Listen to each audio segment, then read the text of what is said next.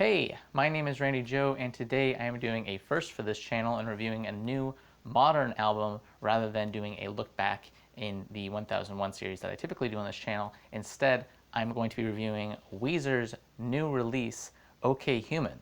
And the reason I'm choosing to do this review is that I am a fan of a lot of Weezer's work, especially their most critically acclaimed work, and I feel that OK Human might actually be one of their best, if not in the top three.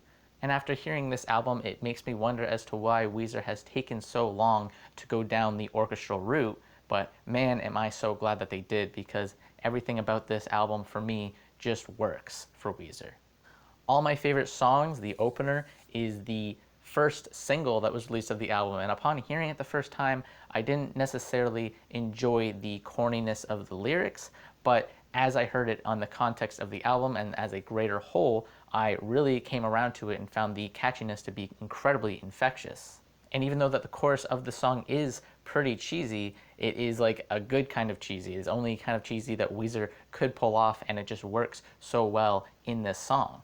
Sort of like how the corniness works on some of their other critically acclaimed works. And of course, the strings on this song really kick off the album and show the direction that they're going with this album, and in doing so, feel like a much needed change of pace for Weezer.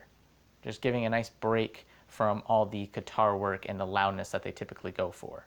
You have the second track here too, Aloo Gobi, which is Weezer showing off their poppier side while at the same time sticking to their core elements. And everything about this one too is just as catchy and as fun as anything Weezer has ever put out before, and if not one of the most catchy choruses as well in a Weezer song. I find the Walking Down Montana lyrics especially to be vocalized in such a incredibly enjoyable and peak Rivers Cuomo way. And another thing this album does quite fluidly throughout is its transitions, and this second track transitioning into the third is a great example of that, because Grapes of Wrath really comes in quite smoothly after Aloo Gobi, and this song is everything I would enjoy in a song, and it is a bit ridiculous and silly, and I definitely can see poking fun at the concept of almost like this audible ad type song. But even still, the literary references, the amount of love and passion Rivers Cuomo talks about for reading is something that I relate to. I'm a big reader myself, and I love this song. I find it so catchy and fun.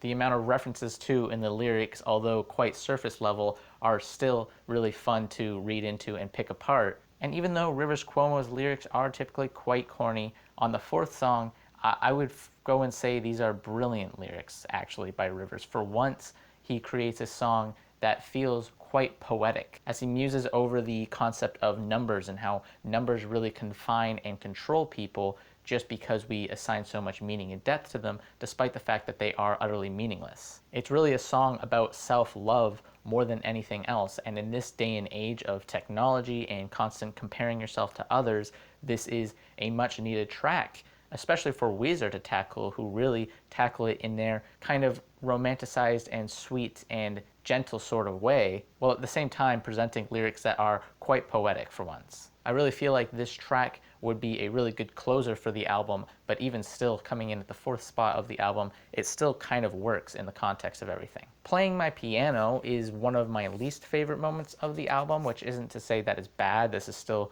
quite fantastic. As I've said, I love the entire project. Obviously, this being about playing my piano, the piano work here is shown off much more significantly than anything else on this album.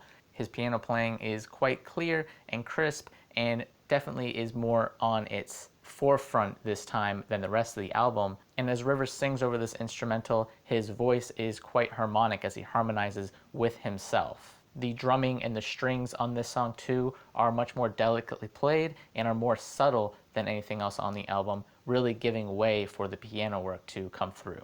But even still, I think more than anything, this track shows us that Rivers should wash his hair. It's been 3 weeks already. And then we have Mirror Image, which is one of the shortest songs on the whole album, but even still, probably my favorite if I had to pick. I mean, it is definitely up there because it just has so much staying power for me. It really swoops in quite fluidly after the last track as Rivers Cuomo just soars over much louder than he normally does. using this metaphor for a mirror and his wife being his mirror image, and one day if it were to shatter, he would then fall apart. It is done in such a romantic and Weezer sort of way, and even though this type of comparison and metaphor has been done by other artists, I feel like Weezer just does it in such a beautiful and almost childlike fashion, which is definitely working to their benefit. And one thing about this song is I do wish it came at the very end of the album, because as the instrumental fades away and it's just Rivers speaking about how God in heaven has abandoned him, I think this would have just been such a beautiful outro track. The song Screens, while carrying a heavy dose of boomer energy, still manages to swing by and be quite fluid within the context of this album before going into the next track, Bird with a Broken Wing, which I find to be quite an ironic song, considering throughout this thing it is about how Rivers feels as if he is aged and dated in the music industry and isn't really being given the attention that they deserve anymore at this point in time. And yet still I find this ironic and funny because OK Human ended up being such a widely regarded album at the time of its release. I mean, it's funny to me that Weezer could go ahead and drop multiple mediocre projects and still have such a large following and fan base that will continue to hold out for their next big album. And this happens to be that album that fans have been waiting for, proving still that even after almost 30 years of being in the music industry, Weezer can still put out a great project, which I think speaks volumes to just the band as a whole. And last, I want to talk about the final track, which is La Brea Tar Pits, which is a slight detour in terms of its sound, as it goes for a much more subtle and almost acoustic-like bass tone, with these strings that are much more drawn out and less bombastic than the rest of the album, and really, as a whole, creates a much more softer sort of track. I think it is so gorgeous and melancholy in a way, and feels almost Velvet Underground-ish, specifically off the third Velvet Underground album. It's a really great song about time and how it is continually fleeting, yet still feeling as if you have so much more to offer to this world. And I feel like Weezer just tackles this sort of subject matter in the only way Weezer can, which is to make it as sweet and innocent as possible and really just wrap it up in a perfect little package. Like the entirety of this album, this thing is pretty concrete throughout. I think the overall concepts of this album as well, technology, alienation, isolation, are all pretty important at a time like this during the pandemic, but even still without the pandemic, this album would still be very relevant to the current world that we live in. And as time goes on, I think this album will only age better than any other Weezer album has, because it has just that staying power of its themes. So with that being said, I would go ahead and say that this album for me is a 8.5 out of 10. I love this album. I think it's fantastic, and it is definitely worthy of a listen.